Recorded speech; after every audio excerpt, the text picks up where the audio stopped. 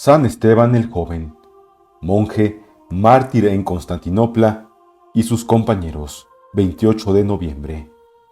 El monte Escopa, que aún en la actualidad se llama San Ausencio, por el primer ermitaño conocido que lo habitó, es una colina al este de la ciudad de Calcedonia, hoy Kadikoi, que tuvo gran importancia en la historia religiosa de Bizancio. Durante más de 800 años, habitaron en sus grutas y monasterios numerosos ermitaños y cenobitas. Después de San Ausencio, muerto en 472, hiciéronse famosos sus discípulos Sergio, Bendidiano y Gregorio. Al principio del siglo VIII, la vida monástica estaba en pleno auge en la cumbre y en las laderas del monte Escopa. Allí vivió un solitario llamado Juan, cuya extraordinaria reputación aún fue superada por la de su discípulo Esteban el Joven. Esteban, con el tiempo, había de dirigir varios monasterios y morir mártir en la persecución iconoclasta de Constantino Copronimo, junto con otros 342 monjes, según el Martirologio Romano. Su biografía fue escrita hacia el año 807 por un tal Esteban, diácono de Santa Sofía. Según ella, el nacimiento de Esteban en 715 vino a ser la recompensa de un voto que su madre hiciera a la Santísima Virgen en el célebre santuario constantinopolitano de las Blaquernas. Un hecho extraordinario fue la ocasión de su nombre. Juan y Ana, sus padres, asistían a la toma de posesión del santo patriarca Germán. Ana, en las puertas de Santa Sofía, subida en un pollete para poder verle mejor, gritó al patriarca cuando pasaba: «Bendecid al niño que el Señor me va a dar». «Que Dios lo bendiga por intercesión del primero de los mártires», respondió el santo. Fue bautizado en Santa Sofía por el mismo prelado que le había dado la bendición antes de su nacimiento y se le impuso el nombre del protomártir San Esteban. El niño pasó santamente la infancia y la juventud y ya en la escuela señalóse por su prodigiosa memoria que le permitía retener perfectamente extensísimos textos de la Sagrada Escritura. Aficionóse de manera extraordinaria al estudio de las obras de San Juan Crisóstomo y de la Biblia. Cuando tuvo 16 años, llevólo su madre al monasterio del Monte Ausencio para consagrarle al servicio de Dios, como tenía prometido desde antes que el niño naciera. Presentado por sus padres al abad Juan, luego conoció éste los designios de Dios sobre aquel mozo. Admitióle pues con gran alegría de su alma, y sin titubeos hízole la tonsura y revistióle el hábito religioso. 731. En el monasterio, una predicción. El nuevo monje de 16 años, deseoso de imitar las virtudes de su padre espiritual, entregóse a vigilias y ayunos con fervor de perfecto religioso. Prefería las ocupaciones más humildes y más duras. Encargáronle de proveer de agua al monasterio. La fuente estaba muy lejos, montaña abajo, y era preciso seguir un camino muy áspero para llegar a ella. Esteban cumplía este menester cotidianamente, tanto en verano como en invierno, sin descuidar ninguna de las prácticas de la vida monástica. Cuidábase de los encargos y recados de un monasterio de religiosas donde estaba la tumba de San Ausencio, y se cuenta que, para no distraerse demasiado en estos viajes, había enseñado a un perro a llevar las cartas y traer los objetos pedidos. El animal llamaba la atención por su inteligencia y entera docilidad. Una tarde, a la vuelta de una de sus habituales correrías, vio Esteban al venerable padre Juan que, apoyada la cabeza en una piedra de la gruta, vertía abundantes lágrimas. Postróse como de costumbre para pedir su bendición, pero el anciano le dejó mucho tiempo inclinado y sin hablarle. Levantó por fin la cabeza y dijo: «Por tu causa, hijo mío, vierto estas lágrimas, porque Dios me ha revelado que este monasterio, después de haber prosperado algún tiempo bajo tu dirección, será luego derribado por los enemigos de las santas imágenes». Entristecióse Esteban por estas palabras y exclamó: «¿Sabéis acaso si pereceré yo también vencido por la herejía?». «No lo permitirá Dios, hijo mío», respondió el anciano, «pero bueno es que, como dice San Pablo, estés vigilante y precavido, porque sólo el que perseverare hasta el fin será salvo. Después de este saludable aviso, el abad predijo más claramente al monje cuáles serían sus combates en el porvenir y cómo habría de enfrentarlos. Duelos de familia. Soledad completa. Murió el padre de Esteban en Constantinopla, y Juan envió entonces a su discípulo para que lo enterrase y consolase a su afligida madre. Permaneció el religioso en la ciudad imperial el tiempo indispensable para arreglar los asuntos de familia. Despidióse de una de sus hermanas, consagrada a Dios en un convento de Constantinopla, y distribuyó a los pobres su fortuna. Decidió luego a su madre y a otra hermana suya a seguirle al desierto, y se presentó con ellas en la gruta del santo abad Juan, el cual las bendijo con gran alegría. A poco entraron ambas en el monasterio de religiosas a que acabamos de aludir. El venerable Juan murió algún tiempo después, hacia el año 743 o 746. Esteban convocó entonces a los solitarios de los alrededores y juntos celebraron los solemnes funerales. A pesar de su edad, tenía solo unos 30 años, fue elegido Esteban como sucesor del difunto. A fin de no hacerse gravoso a nadie, dedicábase el nuevo superior a fabricar redes de pesca y a copiar libros. Muchos monjes hubieran querido tratarle y oír sus consejos, mas él prefería el silencio y la soledad. Al fin escogió a 12, 3 de los cuales, Juan, Cristóbal y Zacarías, han alcanzado gran celebridad. Más tarde aumentó su número hasta 20, pero entonces, 754 o 757, dióles para suplirle un ecónomo llamado Marino, y él se retiró a la cumbre de la montaña. Construyóse allí una celda que solo tenía 2 codos de largo por medio de ancho, y cuyo lado este, que estaba abovedado y a poca altura, le obligaba a encorvarse bastante, mientras la otra parte quedaba enteramente al descubierto. Esteban se encerró allí ayudado de Marino, a quien había confiado su secreto. A la noche siguiente, al presentarse los monjes ante su antigua gruta para recibir la bendición, llamaron en vano. En cuanto comprobaron su ausencia, fue tal el concierto de lágrimas y sollozos que, oído por el solitario, no pudo contenerse más y llamó a sus hijos con palabras de ternura. Acudieron ellos y se apretaban alrededor de su estrecha celda. Anuncióles su resolución definitiva y los bendijo. Entonces sus discípulos exclamaron: ¿Por qué, Padre, abreviáis la vida con tales austeridades? ¿Es para dejarnos huérfanos? ¿Podía obrar de otro modo cuando el Evangelio dice que el camino del cielo es estrecho? Replicóles él. Dejadnos a lo menos que pongamos un techo a vuestra celda para que no estéis expuesto a la intemperie, insistieron los monjes. El techo del cielo me basta, respondió Esteban mientras los despedía. Persecución de los iconoclastas. Los fieles acudían al retiro del siervo de Dios para recibir sus consejos. Era por entonces el tiempo de la persecución de los iconoclastas. El emperador Constantino Coprónimo, del 740 al 775, trataba de destruir las imágenes de los santos y perseguía encarnizadamente a cuantos les rendían culto. Los monjes, celosos defensores de aquellas, eran objeto especialísimo de su odio.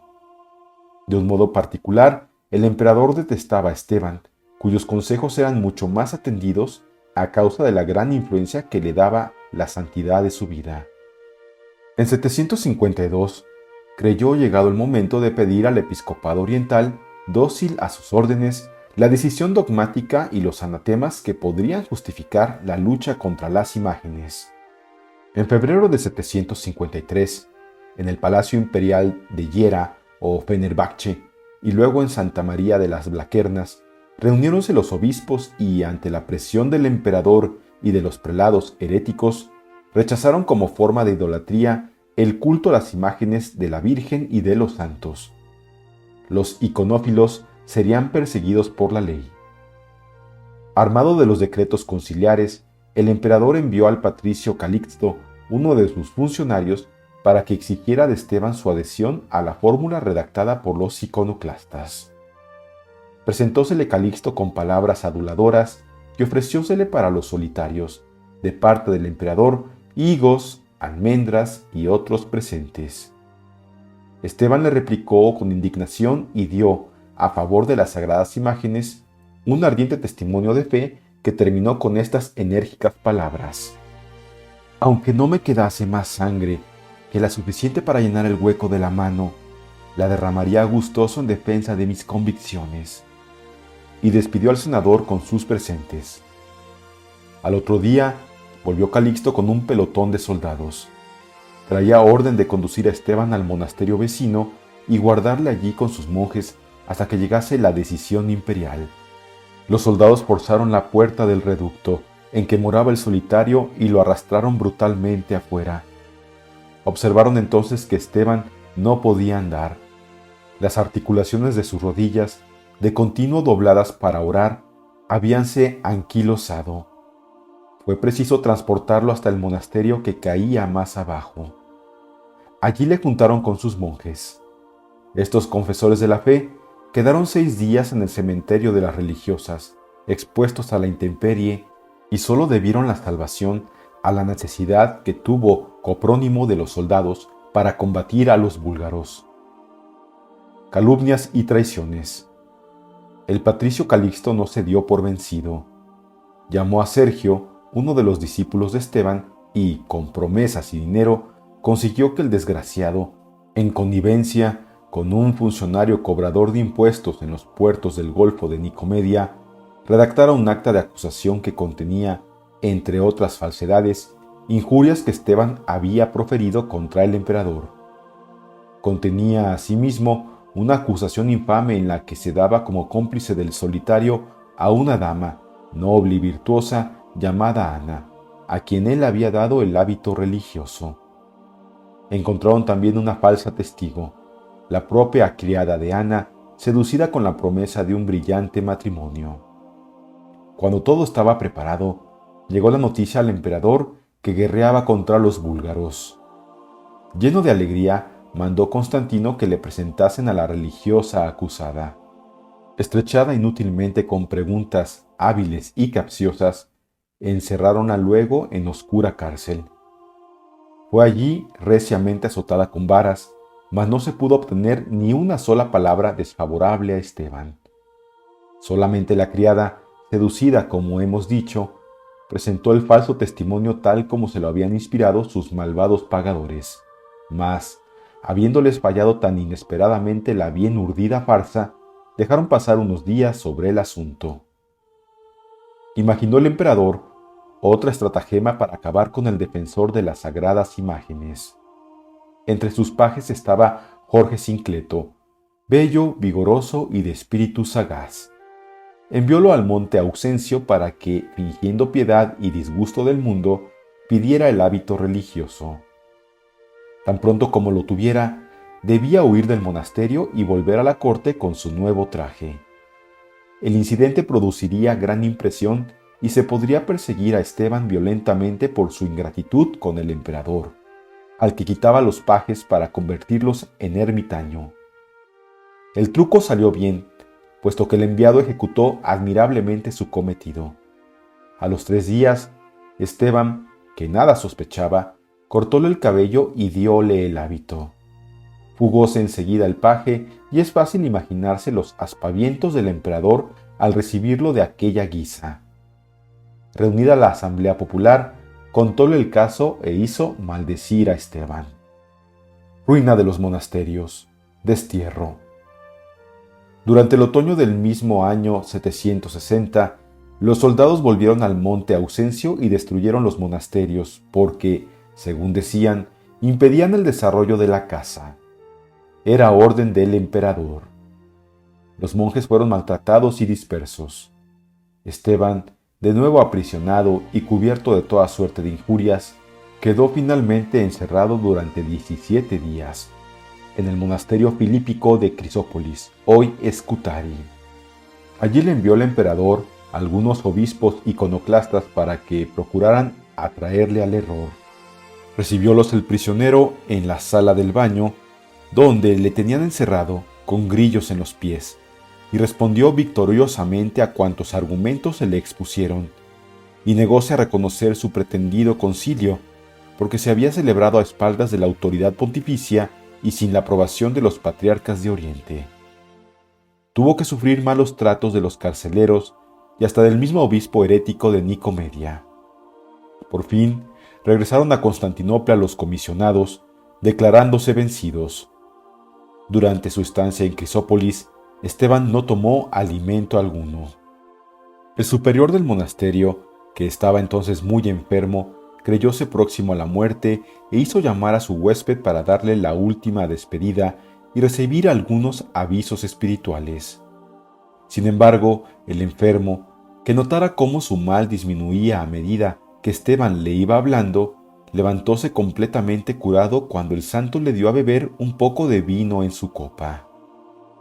El emperador acabó por desterrar a Esteban a la isla de Proconeso, en el mar de Mármara, donde el santo monje encontró una hermosa gruta que los insulares habían convertido en santuario dedicado a Santa Ana, madre de la Santísima Virgen, gruta que él escogió por morada, dispuesto a reiniciar su vida eremítica. A aquel lugar fueron a encontrarle todos sus discípulos, menos dos. Su madre y su hermana volvieron a su lado y practicaron bajo su dirección, no lejos de aquel retiro, los ejercicios de la vida religiosa empezados en el monte Auxencio. Murieron ambas poco después, con unos 7 días de intervalo. Esteban, que había construido una especie de torrecita, encerróse para poder practicar con más libertad sus antiguas mortificaciones. Desde lo alto de su observatorio, contemplaba la inmensa extensión del mar, y cuando la veía alborotada por la tempestad, oraba por los viajeros que pudieran hallarse en peligro. De este modo salvó a muchos del furor de las olas, pues Dios nuestro Señor atendía con amor a su fervoroso siervo. Parecía suficiente calvario el que había tenido que sufrir el santo monje, pero aún le reservaba el Señor más abundantes y decisivas pruebas. Otra vez ante el emperador. Un soldado del emperador, oriundo de Armenia, había dejado el servicio militar a causa de una parálisis casi completa. Lleváronlo a Esteban en su retiro y obtuvo que el monje le curase haciéndole venerar las imágenes de Jesús y de María. De vuelta a Constantinopla, el armenio contó a sus compañeros el milagro de que había sido objeto. Este relato levantó mucho revuelo en el ejército, sobre todo porque la curación había sido obtenida por medio de las sagradas imágenes que con tanto encarnecimiento perseguía el emperador. Sabido el hecho por Constantino, llamó al soldado favorecido con el milagro y le amenazó de tal modo que el soldado consintió en ultrajar las sagradas imágenes que le habían salvado. Pronto fue nombrado centurión. Orgulloso de su ascenso, salía una vez a caballo con ánimo de lucirse, cuando he aquí que el bruto le derriba y se pone a acosearle con tal fiereza que le dejó muerto. Algún tiempo después, el emperador ordenó que Esteban fuese conducido a Constantinopla y encerrado en la cárcel de Fiale, con esposas y grillos. Tuvo entonces Constantino una larga discusión con su víctima y solo consiguió quedar confundido en presencia de sus cortesanos. Esteban presentó al emperador una moneda con su efigie y le preguntó: ¿de quién es esta figura e inscripción? Coprónimo, extrañado, le respondió: ¿de quién ha de ser sino del emperador? Y si alguien, continuó el monje mientras miraba a los cortesanos, se permitiese arrojar esta imagen al suelo y la pisotease, ¿le castigarían? Ciertamente, exclamó al punto uno de ellos. Entonces Esteban dio un gran suspiro y exclamó: «Oh ceguera impertinente, si se castiga con la muerte un insulto hecho a la imagen del emperador mortal, ¿qué castigo será necesario dar al que ultraje las imágenes del Hijo de Dios y de su madre?» Y al decir esto, arrojó la moneda y la pisoteó. Los cortesanos quisieron lanzarse sobre él, pues era culpable de lesa majestad. A poco de aquella escena, fue condenado a muerte y en espera de la ejecución le llevaron de nuevo a la prisión. Como él, estaban detenidos en la cárcel del Pretorio otros 342 monjes, 3 de los cuales, Basilio, Pedro y Andrés, tienen su nombre inscrito en el martirologio. Todos ellos sufrieron persecución a causa de las sagradas imágenes y muchos fueron completamente desfigurados o mutilados por los suplicios que experimentaron. Durante su encierro, vivieron en comunidad bajo la dirección de Esteban, y la cárcel se convirtió entonces en un monasterio en donde noche y día se oían alabanzas a Dios. En los tiempos libres, los cautivos se contaban unos a otros los hermosos rasgos de que habían sido testigos durante la persecución. Los carceleros no podían contener su llanto ante tan piadoso y conmovedor espectáculo. Así transcurrieron algunos meses. Acercábase el momento supremo. En sus últimos días, el confesor de la fe quiso practicar ayuno completo. Martirizado en la calle. Un día en que Coprónimo se hallaba entregado a los placeres sensuales, unos subalternos arrancaron a Esteban de su encerramiento y lo arrastraron por las calles de la ciudad, mientras lo molían a palos y puntapiés y le llenaban de injurias. Al pasar delante de la iglesia dedicada a San Teodoro, hizo Esteban un supremo esfuerzo, se levantó y rindió homenaje al glorioso mártir. En este momento, un miserable, llamado Filomacio, con un golpe de extraordinaria violencia, le quitó la vida. Era probablemente el 28 de noviembre del 764. Aún continuaron arrastrando el cadáver. Las mujeres y los mismos niños le lanzaban piedras. Un pastelero le partió la cabeza con un atizador. El cerebro y la sangre esparcidos por el suelo fueron luego recogidos por un cristiano llamado Teodoro. Aquellos monstruos, después de haber ultrajado las venerandas reliquias, como queda dicho, llegáronse al monasterio de Monoción, en donde una de las hermanas del mártir era religiosa. Pretendían obligarla a que con ellos las apedrease, pero pudo ella ocultarse a tiempo. Lo que quedaba del cuerpo fue arrojado a un muladar. Las iglesias latina y griega celebran la memoria de San Esteban el Joven y de sus 342 compañeros el día 28 de noviembre.